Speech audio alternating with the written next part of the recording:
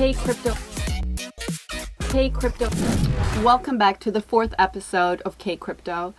My name is Monica and I'm the co-host. And I'm Peter Chung. So a hot topic these days is the CBDC, the central bank digital currency. So in the US, the IMF hosted a digital currency conference where they also spoke about CBDC. China is already launching their pilot program, and 2 million people downloaded the wallet in Shenzhen, part of their Red Pocket promotion.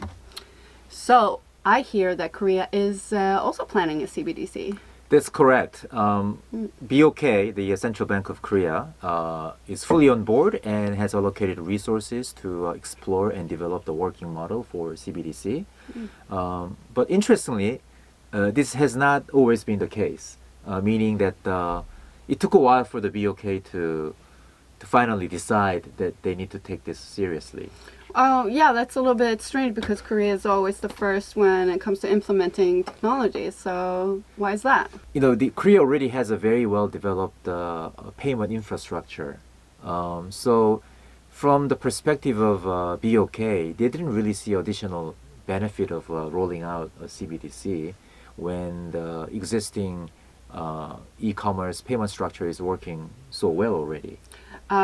Maybe it's because Facebook announced that they're coming out with Libra, so this kind of changed their minds, or... That's correct, yeah. So if you recall, summer last year, the media was all over this Facebook's Libra initiative. And although I guess Libra didn't really meet the kind response from the U.S. lawmakers. Right, I saw that's it getting grilled. Exactly, yeah. They were just eager to yell at the Mark Zuckerberg. But anyway, what it triggered is the it got everybody thinking about the need for introducing central banks' digital money. Exactly. So they did do something great. That's right. Yeah. So all the central banks around the world started to thinking about it and discuss about it more in greater detail. And I think many central banks decided that they want to start doing some work. So that got BOK to also start to think that perhaps they too should take it seriously as well. Absolutely. So where are we in their timeline, or what, have they come to any conclusion already? Yeah, so their attitude changed very suddenly towards the end of last year, and by February they made they put together a team dedicated to doing research and exploring this initiative. Okay. And in April they published a report titled "BOK's Plan for CBDC Pilot Launch," and in it describes in detail BOK's plan to pilot launch CBDC. This is the report that they've actually published in April. It's all in Korean, but maybe if I could summarize some highlights from it. They maintain that there is no strong reason for the BOK to launch CBDC. For the reasons I mentioned, i.e., CBDC is usually they try to deliver high level of financial inclusion as well as a well-functioning payment service. But Korea already has these too.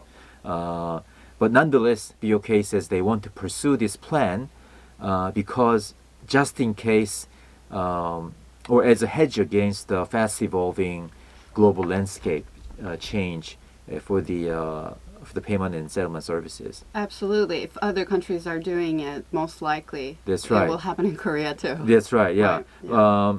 So basically the report talks about their three-stage development plan. And the first stage is basically from March this year through September and focused on designing architecture and reviewing various technology standards. But I heard from a recent press release that they actually finished this 2 months before their official timeline in July. So now we're in the second stage, and this second stage will last until January next year. And during the second stage, they will analyze current workflow and evaluate and design work process. And then also they'll be doing doing some outside consulting as well. Third stage will be from January next year till December next year. And during that stage, they will basically focus on building the pilot system and testing and distributing CBDCs and implementations of it.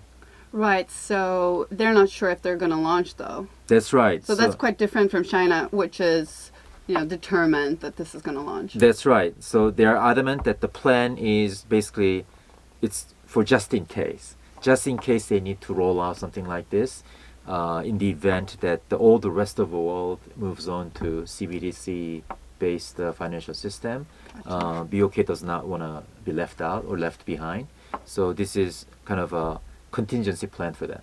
For sure. Yeah. So Peter, is there any mention of blockchain or consensus mechanism in the report? No, it doesn't. It just says that they will be reviewing various technology standards to figure out which one's most suitable for BOK.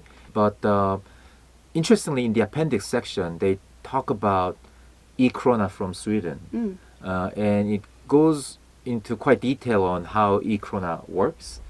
So I'm thinking that maybe that's the kind of model that they are after. I think time will tell exactly what the final end product is going to look like. Right. So it would still be peer-to-peer, though. Yeah, it'll be peer-to-peer. And I think if e-krona is something to go by, it'll be a network where just BOK is going to play a dominant role, and the only a handful of the participants will be kind of participating in operating the network. Right, so definitely not open, decentralized like Bitcoin or Ethereum. Definitely not, yes. Yeah. Thank you for watching.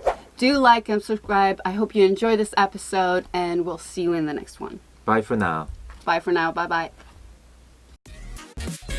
Hey, crypto. Hey, crypto.